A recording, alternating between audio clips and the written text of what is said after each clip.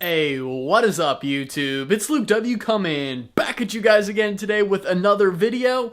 This one's really going to help you guys understand the entire return process inside of Amazon. When you're an FBA seller, of course, you're sending your inventory from China into Amazon's warehouse. And the best part of this business model is that your whole thing is basically automated. Amazon's going to take care of shipping your item out to your customer, storing your inventory for you, and as well as handling customer returns. Everything seems great when you got your sales rolling in automatically, waking up in the morning, hearing my phone making that cha-ching noise, knowing I got sales coming in. But what happens when I get returns? There's a couple of things that I'm going to cover in this video that's really going to shed light on the fact that you guys don't need to worry about your returns. Sorry guys, yesterday my camera audio quit on me, so I'm just cutting this part in to say Amazon is going to handle all of your FBA returns. Of course, you don't have to worry about any of that, but I was worried when I started getting returns. I have a high ticket item around 120 bucks, and every time I got that return, I was losing $100 out of my account balance. Now, I thought this was a huge problem, but I actually found that Amazon was responsible for a lot of the returns, them not shipping it out to the customer on time and that qualifying for a refund, and a whole slew of other refund reasons that were Amazon's fault. So I'm going to jump behind my computer and show you about Amazon customer returns and the reasons behind those, and it's ultimately going to help you guys sleep a lot better at night knowing that these customer refunds are not necessarily your fault or your product being defective or any of those reasons, and it's going to let you know that maybe you even have some money coming back into your pocket from Amazon reimbursements. So let's hop behind my computer and get to it. Alright guys, so we're right here inside my Seller Central account, and the big things that I'm always clicking on, of course, are the balance here, which I'm going to show you in a second, but also the View Inventory Dashboard. Now inside the inventory dashboard, you have a few new options which you guys can see right up here. The one that I'm always most concerned about is right here, Manage FBA Returns. So inside this menu, you can see I'm actually kind of zoomed in quite a bit because over on the left-hand side, it's showing all my products that were returned. But what you really want to pay attention to is the customer return reason. This is the stuff that I was losing sleep at night about because I was saying, hey, I just got a refund, I just lost 120 bucks. What's to be happening? The best thing to know is that when you're prepared, you know exactly what to do. So in here, I can see that the item was defective in some cases. That's when I'm probably going to want to follow up with the customer or read their comment here and just see why they had a defective item, what was the issue with it, and I can always go and actually contact that seller right through their order ID, send them an email, ask if there was anything I could else do about that. But other than that, that's pretty much the biggest concern that I'll have, these defective returns. But when it's an unwanted item, you know, maybe they thought the item was a little too expensive for them or they just didn't really like it that much anymore. So these can actually get returned to your inventory and be sellable again. But I let Amazon know that I want that item shipped back to my house because I don't want another customer getting this unwanted used item from another customer. And you can see there's other cases when Amazon did not deliver the item by the estimated delivery date, and that resulted in a return.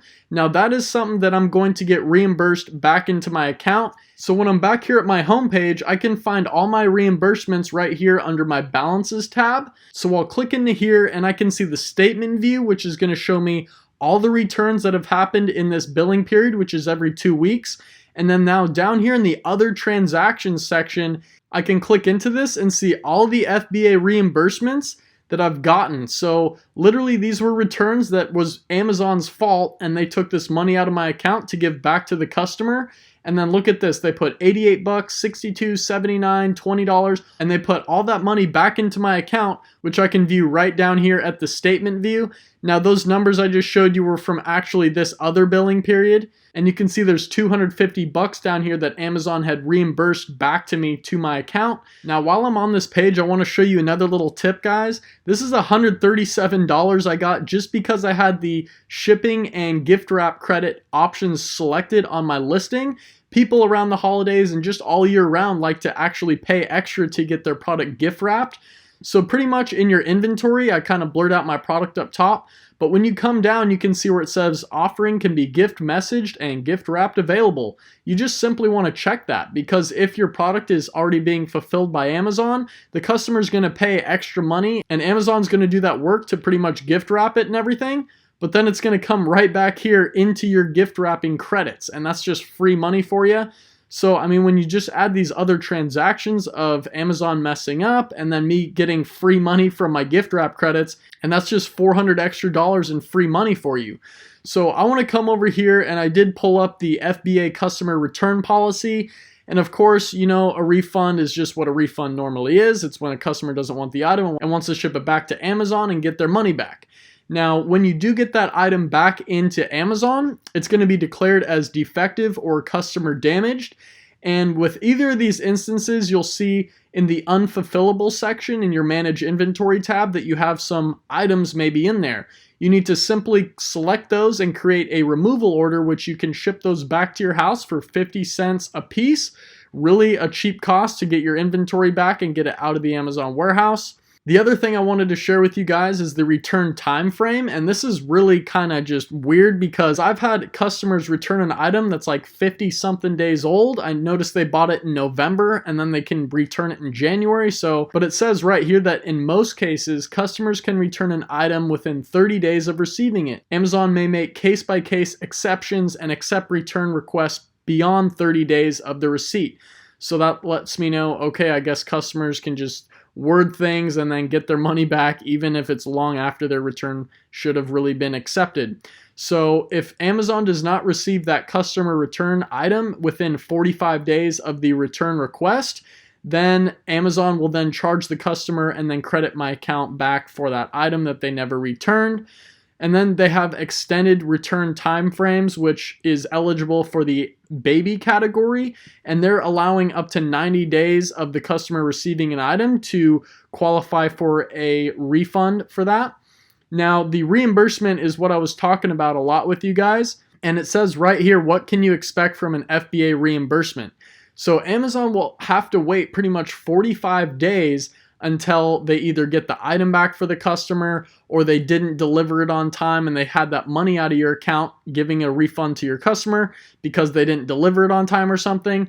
And then they're going to have to wait 45 days, but then your account will all of a sudden get a reimbursement in it. And you'll usually get notified by email when they send you a reimbursement. Then, like I showed you, just go right to your statement view and go down to other transactions where you can see that you did get your reimbursement back. I've even called Amazon sometimes to make sure that I am getting my money back. So Amazon will reimburse you for all of the refunded amount that it originally paid out to the customer from your account. And then there's, little restocking fees. That's just pennies pretty much. And there's also replacement. So I've had an order that came in at $0.00. I was like, what the heck? And I called Amazon and they said, that's just because we took one of your brand new units and just shipped it out to your customer and didn't charge them anything for it. So they had to ship in their item that they didn't want, and we sent them out a free replacement, and that looked like an actual order on my Amazon seller app that I noticed. So that was just one thing that I was like, what the heck? This order costs $0.00. These are all just little things that might come up as your time as a seller on Amazon. And I saw all these different return reasons that pretty much customers can be giving. So there's everything from damaged by the carrier, that's when it's Amazon's fault, or defective on arrival and you'll get reimbursed for that. Unwanted items is what you saw in my reports kind of frequently popping up there. That's probably just because it's an expensive item and people realized maybe they didn't want it. So there's all these different things that you guys should really just look into. But at the end of the day, I like coming down here, clicking on, and you can click on these numbers. You can click on refunds here and just see behind here what products were refunded and the buyer that refunded it. You can always send them emails and everything else like that. So I hope you guys really got some good information out of that video. And if you want to check out my channel, I have a ton of playlists that teaches beginners how to start selling on Amazon.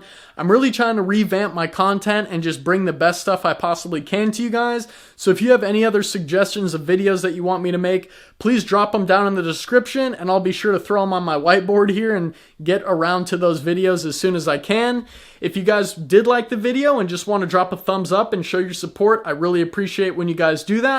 And if you really do want to take your Amazon selling business to the next level or even just get started, check out my links down below. You can check me out on Facebook and literally send me a message. I do private one-on-one coaching calls with people that want to get started, and I even have a full 65 video long step-by-step, as if you've had no experience ever selling online before, a whole full-fledged Amazon seller course that you can get into, and that comes with my personal mentorship with Skype calls and the whole works as well, guys. So if you want to start making some money and start waking up to sales on your phone, I highly encourage you guys to take advantage of this. I'm sure most of you guys watching this video are already sellers if you watched it up to this point, and you're really looking to see what you can do to further your Amazon FBA expertise.